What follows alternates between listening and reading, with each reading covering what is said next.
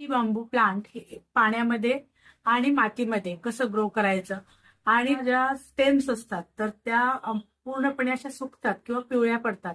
तर ते तसं पडू नये म्हणून त्याची काय काळजी घ्यायची, त्याला खत कोणतं घालायचं हे आपण बघणार आहे. कारण लकी बांबू हे एक वास्तुशास्त्रानुसार किंवा फेंगशुईनुसार त्याला शुभ प्लांट म्हणून सुद्धा त्याला मान्यता आहे. त्याचे जे असे बघा लिप्स आहेत तर ते थोडेसे मध्ये असे ग्रीन डार्क ग्रीन आहेत आणि साईडला असे थोडेसे येलोइश त्याला शेड आहे. दुसरा जो आहे तो कम्प्लिटली असा ग्रीन असतो. हे बघा ह्याच्यामध्ये आता तुम्हाला दिसत असेल की हा पूर्णपणे ग्रीन टाइप मधला आहे आणि त्याच्यापासून 2-3 म्हणजे आणखी आपण मल्टिपल करू शकतो. किती छान याला हे आलेले आहेत, रूट्स आलेले आहेत, डेव्हलप झालेले आहेत. हे पण बघा मस्त रूट्स आलेले आहेत. हे असे तुम्ही